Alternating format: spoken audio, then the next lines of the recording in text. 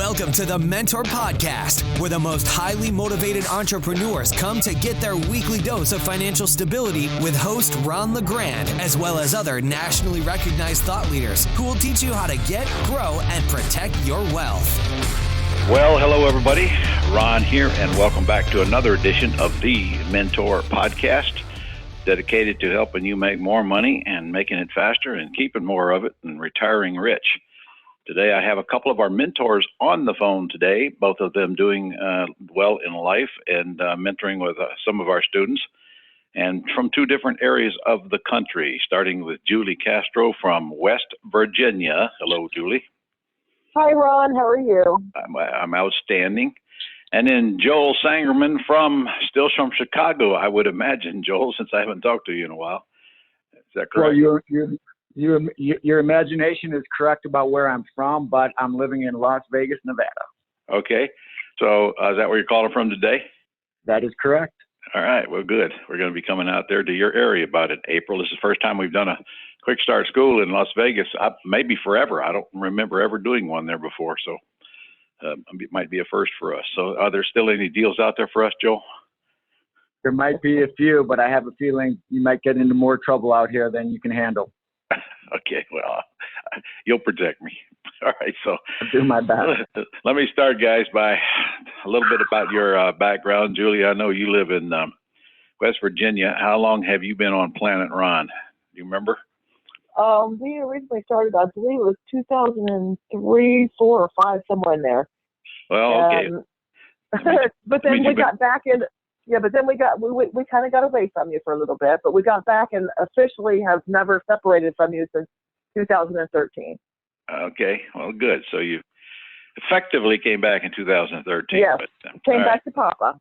All right. They always do, Julie. They always do. I know. In fact, everywhere I go, I'm getting people in the class who've been around 20, 25 years, and I haven't seen them about that long. How about you, Joel? I know you haven't been around that long. How long have you been? Yeah.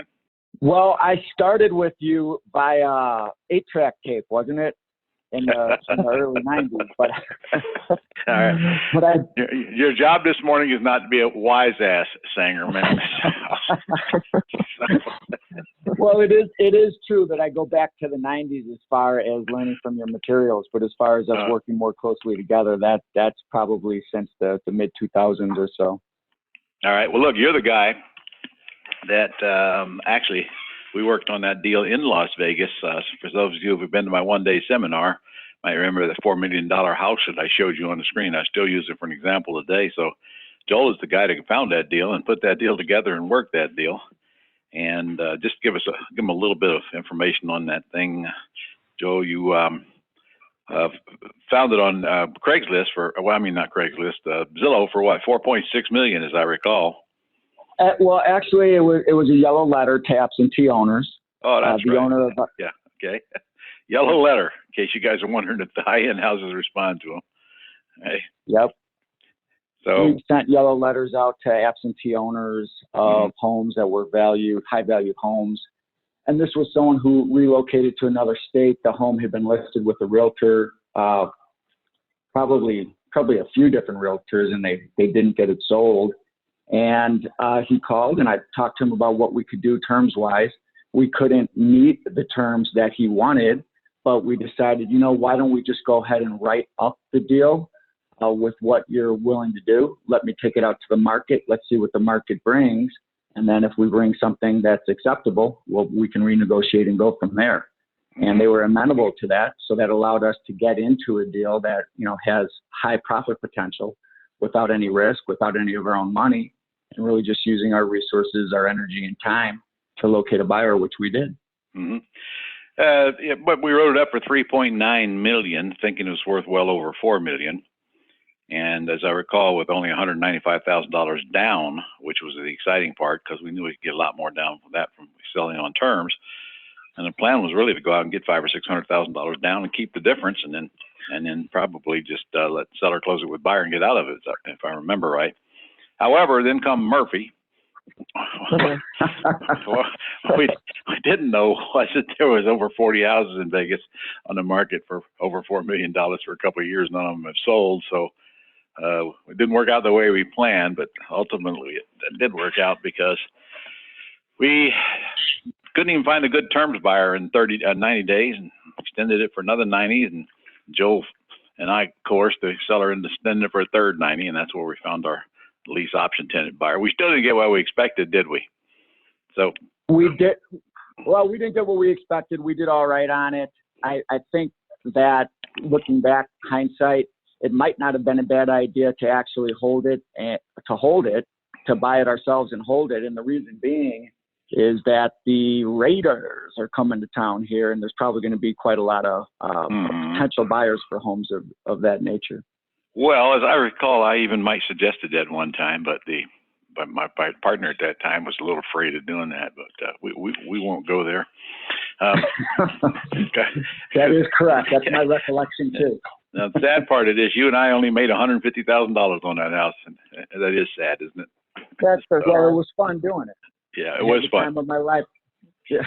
Learned a lot too. And the truth is, you put a tenant buyer in there for 1 year, and they finally did cash the seller out, didn't they? That's exactly what they did. Because it's an interesting story. This was somebody who had a lot of cash, but no ability to get financing. And the reason he couldn't get financing is because this is at the very genesis of the marijuana industry here in Vegas, which is, marijuana is legal recreationally here. And he had won one of the 5 licenses to be a grower. So he had all kinds of cash, but banks wouldn't touch him because it's against federal law. Yeah. So anyway, he came in with the cash and eventually got a private loan to cash us out. Cool. All right. Well, while I got you talking, tell us a little about your background, sir, because you're not really in this real estate full time. You're got a business of your own going on. So what do you do? Yeah, well, I mean, I think you helped lay a foundation way back in those days that is transferable to other industries. So I did a lot of real estate investing, and I've really done it as a secondary career behind what I do in healthcare. And since I've done it for a long enough time, I can really be reactive to real estate deals coming at me now versus having to be as proactive as you might be as a new investor. So what I mean by that is deals tend to come my way through folks that I've worked with in the past. And of course, through your teachings, I know what to do with those. But it's really enabled me to focus on building another business in the healthcare space. And more importantly, to have the freedom to pursue other interests and other passions. But what I've really done is taken some of your private lending techniques and scaled that into a medical software business where we're not even it's the same techniques that you would use in getting private lenders, but we've even got institutional lenders investing now. So trying to do something really big here and hopefully change the world so people can get better healthcare with better outcomes and lower costs and better patient experiences of care. Well, that sounds good. We all are rooting for you on that one. And pretty soon you're going to be one of those guys we're going to be reading about that makes a big fortune by focusing on filling a need that is not out there right now. And then we're going to be making an appointment to talk to you. Is that right, Joel? Pretty much. And actually maybe even borrowing money from you. Or not. Never mind. Never mind. Don't answer. Okay. All right. So, Julie. Yeah. You are in West Virginia, and you've been doing real estate for a long time now. Tell me what's going on in your life right now. What does your business look like? Well, currently I have a lot of older contacts that I've talked to that are calling me back. They're finally ready to sell, and they've tried selling with real estate agents, and now they're contacting me and I'm purchasing them. I also buy properties and do rehabs on. I've got one of those going on right now. I use private lending for that. I'm also, well, of course, I've still got all of my pretty houses, and I'm now focusing more on the Airbnbs. I'm really liking the Airbnbs. Yeah, a lot of folks are. Absolutely.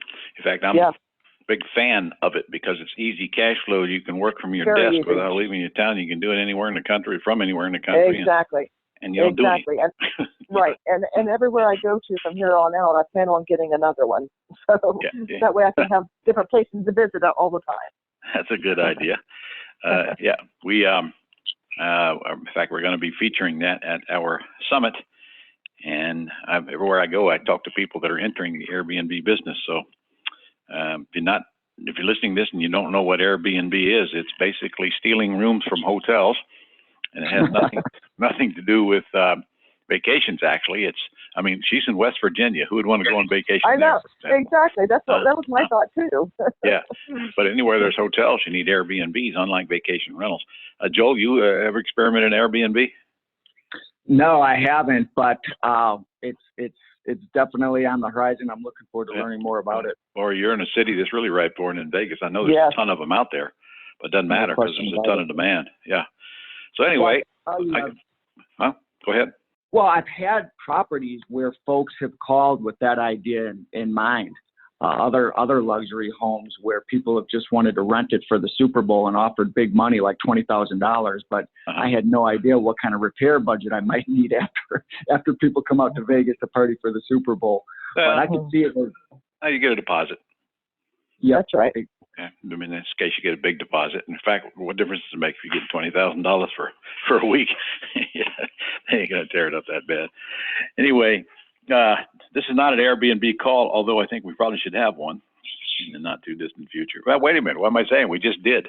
I just interviewed Brian Page not too long ago, and his podcast is up. So if you're listening to this and you haven't heard that podcast, go and get it and listen to it, because he's kind of the expert right now in Airbnb, and he'll also be at our summit.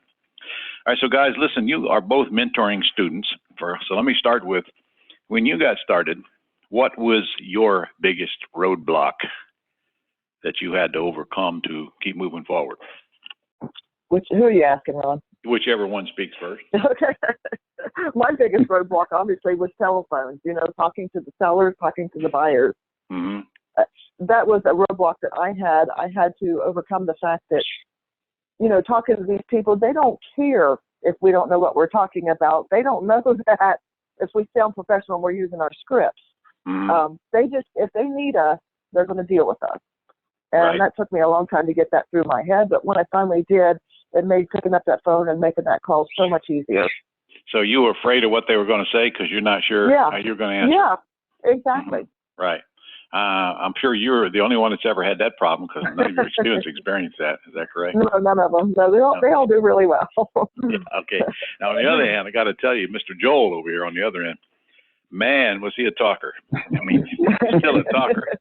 But I remember it took me a while to get him to say the right stuff, because, oh, my God, was he saying some stupid stuff. But finally cracked the code on it, didn't you, Joel? Found out it wasn't really that difficult, but. Well, I don't know if I cracked the code, but I'm certainly working at it and getting better at it. And probably that's one of the biggest lessons that students can pick up is you don't have to be perfect. You really just have. You really don't. There's people out there who need you. They've moved or they've gone through something and they're not able to make the payment. And here you come. And if you have confidence and you convey some level of integrity, even if you're not as smooth a talker as Papa himself, you're going to be able to get the deal because they need you. So as long as you, I remember when you and I were working on a deal, I forgot what we were working on, but I was listening to your calls, and I do remember that you were one of these folks that just rambled on and talked too much, which means you were begging and didn't even know it. So one of the biggest mistakes people make when they get on that telephone is they beg, and yet they don't feel like they're begging. But they are begging because they're just yap, trying to deliver a seminar. And frankly, that just creates lack of credibility the more you talk. So, but you overcame it. And frankly, you're in an industry where you talk to a lot of people, a lot of wealthy people on top of that. So talking to people wasn't your issue. It's just what you weren't quite sure what to say when you were talking to sellers. But you adapted quick. I'll give you credit for that. You figured it out real fast. I know you and I are on the phone quite often with this seller of this big house in Vegas, and you did an excellent job of communicating with him and creating a relationship, which is why we were able to extend it for 2 90-day periods, because you had that relationship with that seller. That, and he didn't have much of any other choice, did he? Because we had it in the MLS already. There wasn't much he could do. Like, he threatened to put it in the MLS. In our third extension, he was pretty reluctant until we had to tell him we already got in the MLS. He didn't have a whole lot of choice. But anyway. Yeah, that one. Okay. That one really came down to the wire. I mean, I think the latest course that you've had, Mastering the Phone, is a course that everyone should go through, because it really cuts to the chase as to what you need to get from the seller. And if you're someone like me who, enjoys speaking with people and enjoys developing a rapport, you can really fall into a trap of talking to people who you're not going to buy their house. Right. And talk too much. You got to make 100 calls. Correct. Precisely. And the script's not very long. It's only really 3 questions. So when you master the 3 questions and then are able to take a no and try to convert it to a yes by using the script, how long are you going to be on the phone? Just a couple of minutes. So, but it's such a critical part of our business, isn't it? If we don't get on that telephone and master, we're not going to get any checks. On the other hand, you could say that about any business. Every business has something that is critical to your success that you got to master it, or you're just going to have to go do something else. All right, so you guys have had the same problem, but pretty much everybody else has, starting getting on that telephone and getting rid of that fear. So when you're dealing with students, can we assume that is their number one biggest problem as well, is getting past that hurdle? Absolutely. Yes, it is. And yeah. Okay, so you guys that are listening, if you're in our mentoring program, keep in mind what I'm asking you to do nowadays, and what I ask all of our boot camp graduates to do, and for the years of your mentors as well. I want you to go and get some property information sheets filled out. Of course, our virtual assistants will do that for you. And I want you to put somebody across the table and practice while you're recording your practice calls, and use the scripts and have the objections in front of you and see how you handle those objections. And tell the person on the other side to act like a real seller, not a raving maniac, but a real seller. And make sure they're not a pushover either. And the only way you're going to be really good is practicing, but more than practicing, you have to listen back to your own call and correct your own mistakes and work on fixing them. Now, if you don't record it and don't play it back, you will never hear the mistakes you make. You cannot hear them while you're talking. So if you'll do that and practice at it and do 20 or 30 calls at least and get the best you can be, you can then send 2 calls that you're made live with sellers to your mentors and let them critique them for you. But let's make it clear, they're only going to critique 2, and they do not need to critique calls that you already know what you did wrong. So practice first, get as good as you can, and then let them critique a couple of calls for you. It won't take for them for a few minutes to sit down and listen to that call. And by the way, if that call is more than 5 or 6 minutes, that would be the first critique. You talk too much. Right, guys? Yeah. Okay. All right, so anyway, now, how about when they go to the house, guys? Are you having difficulties getting them to go knock on the door? Are they freezing up, or what do you see it? That's not been an issue with my students. I'm always on standby. I always let them know that if they need me for anything, they can call me. About half of them will, but most of them don't. Most of them can handle it themselves once they get out there. I think it gives them the confidence just having that appointment. Yeah. And if they need you, they can put you on the phone and be available to answer questions as well, right? Yeah. Okay. So, Julie, how many hours a week do you spend in real estate? Well, because I've got so many aspects of it going on, I probably, because I'm full-time, so I probably spend about, 6 hours a day, probably. Okay. But I don't work on the weekends. So, yeah, I take weekends. You're working this weekend, because in case you listeners are not aware, we're doing this call at 11 a.m. on Sunday morning. Yep. That's how dedicated our mentors are. So frankly, if you will admit it, even that 6 hours a day you spend, probably about 3 or 4 of it is wasted. Would I be correct? Oh, absolutely. Absolutely. Yeah, okay. And I have an assistant that does almost all of my stuff for me. She works, full time. So she handles everything. So I technically don't have to do anything, but I'm a hands-on kind of person. So I like to get out and see what's going on. Got it. So you just want to do something. So you exactly do it because there's nothing else you do except right. this, right? I got it. Okay. Yeah. Now, I know Joel don't spend 6 hours a day in real estate. No, I don't, but it's hard to really segment what hours are real estate and what hours are other things, because, your mind is constantly thinking about the things that you have going on, and sometimes real estate creeps into to focus. But I've actually got 5 properties that I'm selling right now, so I'm probably spending a little bit more time trying to sift through which buyers I want.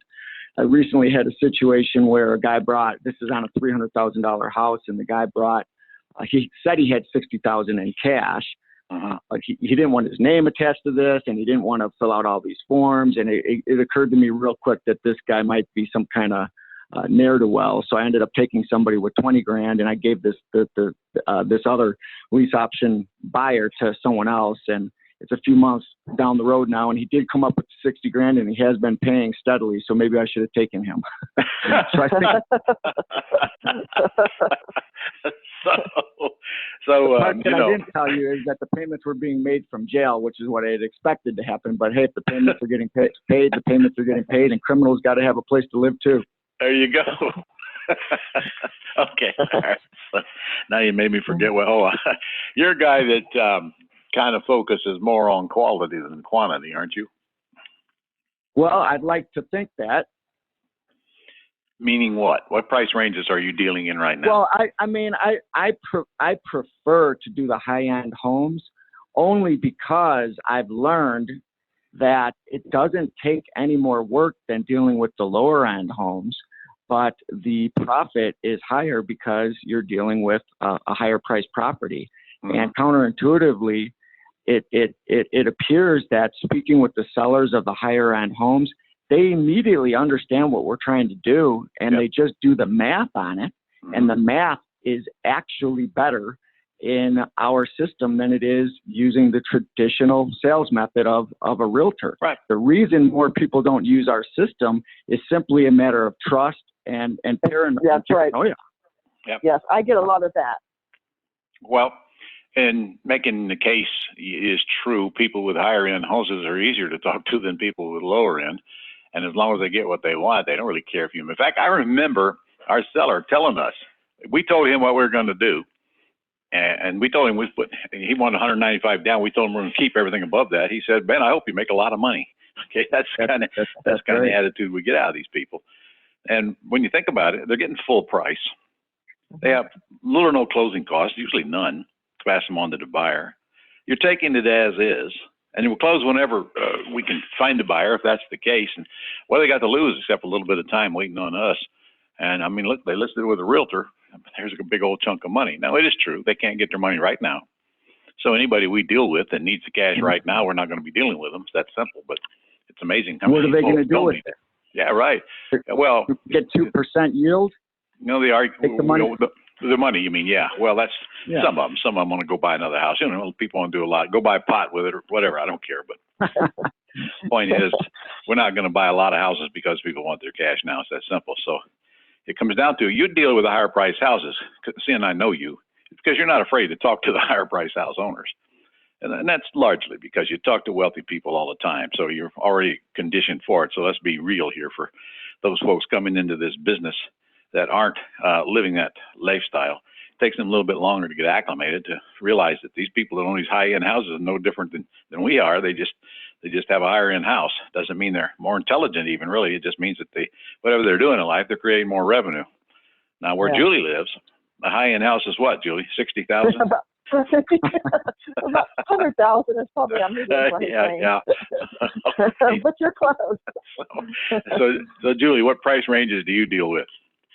Most of my properties are around 100 to 150, somewhere in there. Yeah, to Joel, that's closing costs. I know. You're trying to make me sound like Robin Leach over here. And candid, my preferred strategy are the things that Julie's talking about is to pick up properties where you take over someone's debt. Yeah. They're happy for the debt relief. You build a portfolio, and over the long term, that debt is paid off, and now you have rental income coming in as your actual income. When I'm old and gray like you, I'm already gray, but when I'm older, Ron, I look forward to having this rental income coming in from a portfolio of properties that we took over subject to that aren't $1 million homes, but are $200,000 homes. Right, or bought with owner financing. Either way works. Correct. I get it. But anyway, you're in a different market by far than Julie if you're working in Las Vegas. But You're in a market that's never going to go completely down, but it certainly has its ups and down times. As long as people are coming to Vegas and they come by the millions, they're all and that's a good point, Ron. During the recession, our prices didn't really fluctuate much.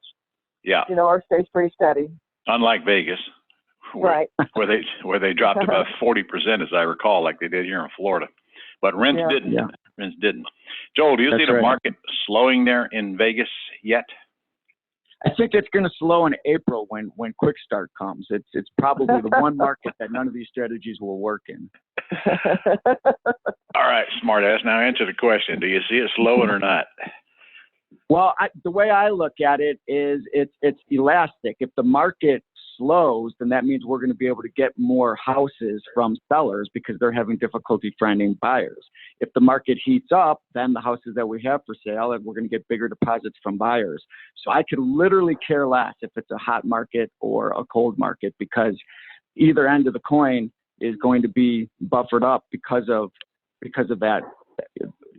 how the market is responding. Okay, well, now that was a great answer, but not to the question I asked. Okay.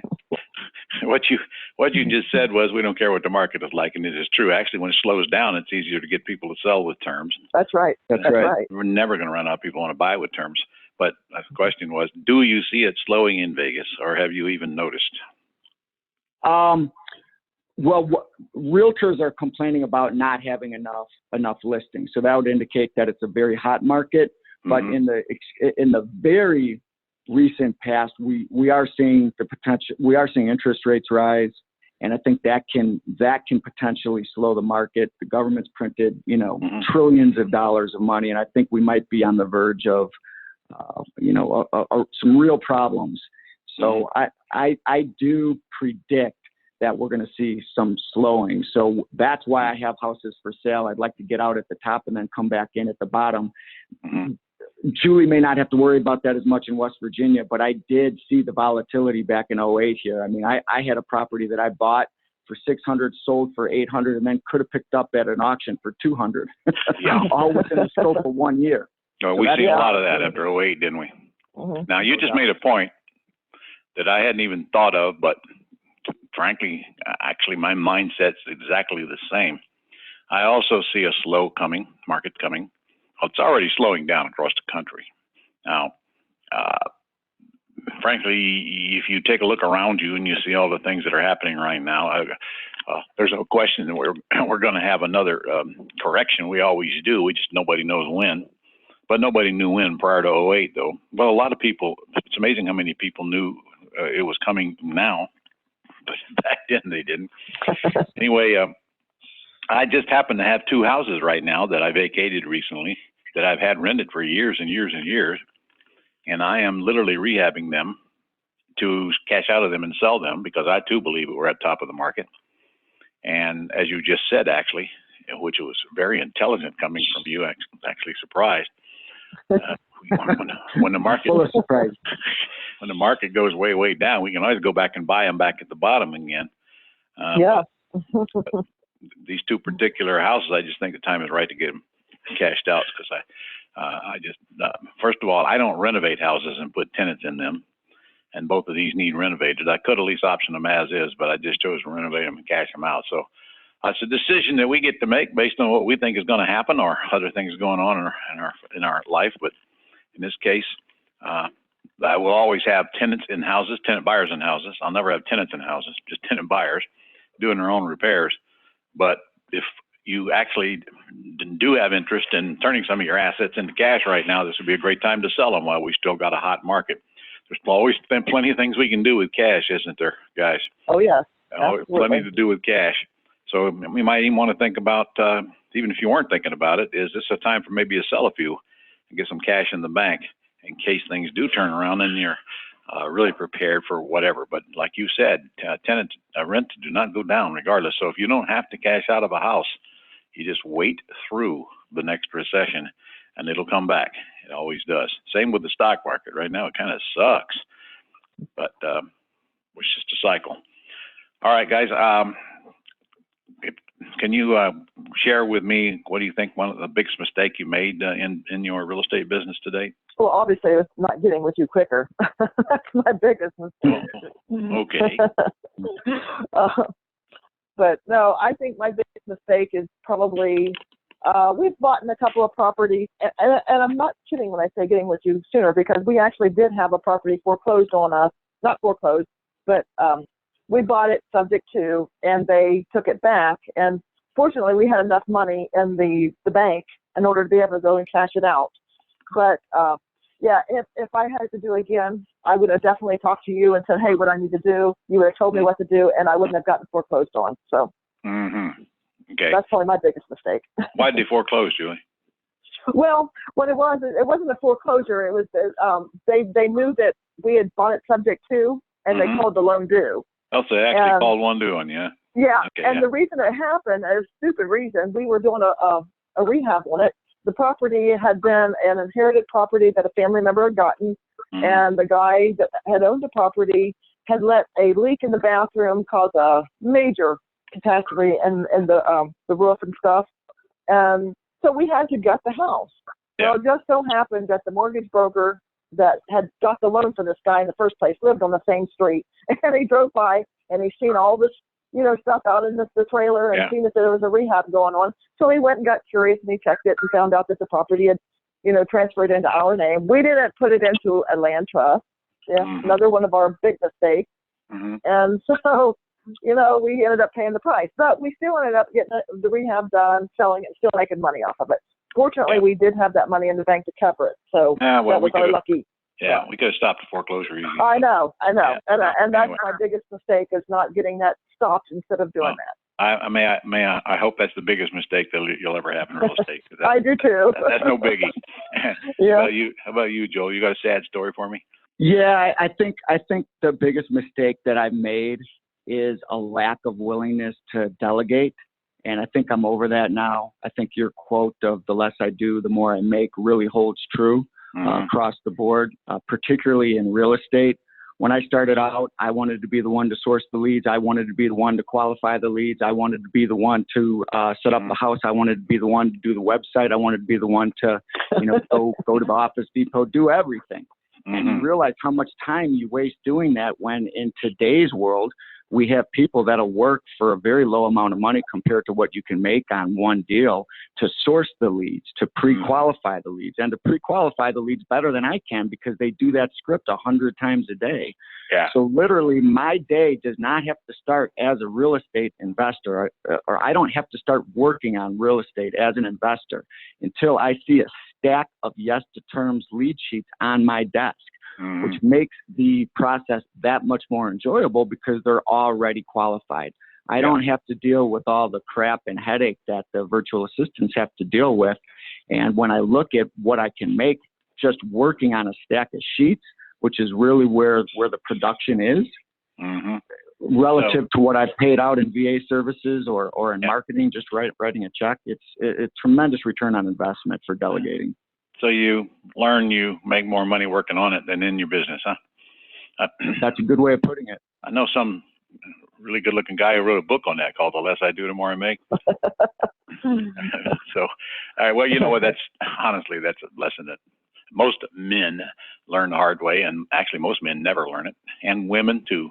Julie, get out of your own way.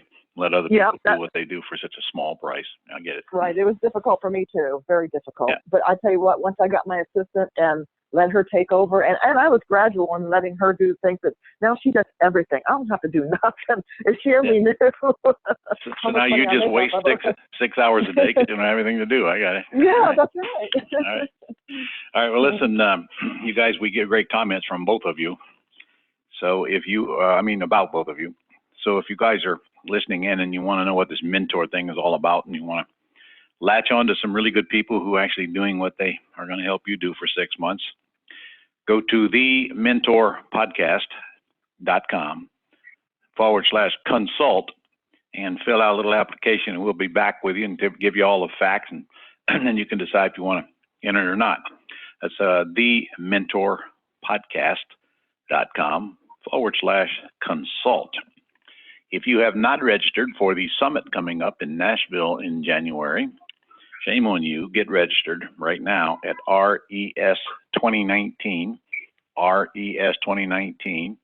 And that is a 4-day event where all of our mentors will be at. And more importantly, they're going to be calling your leads. We will call hundreds of leads and make dozens and dozens of deals from there. And you'll see it happening live while we have a whole lot of cool other activities going on. Very inexpensive, by the way. The price is about to go up. So get on the phone to our office and/or go to RES 2019 and get registered. You probably are already too late to get a hotel room at the Opryland Hotel. Maybe you'll get one in there if somebody cancels, but you better get registered right now because the hotel is almost full, if not full. And so are we. We actually had to shut down reservations for a while, but fortunately we got the people next door never did fulfill their commitment to rent that room, so the hotel gave it to us. So we freed up, I think, 100 spaces, and I think we still got a few of those left. So get in there if you haven't already. Guys, I appreciate you taking the time out of your Sunday morning to spend with us, and it's always a pleasure working with you, and I'm looking forward to seeing you in January and seeing what kind of mess we can make down there, up there in Nashville. Thank you for helping us today. You're welcome, Ron. Thank you, Ron. Likewise. All right. Okay, thanks for listening. See you on the next Mentor Podcast. That's all for this edition of the Mentor Podcast. To connect with Ron and learn how you can attain financial freedom, as well as up-to-date strategies to grow and protect your wealth based on today's discussion, go to www.connectwiththementor.com.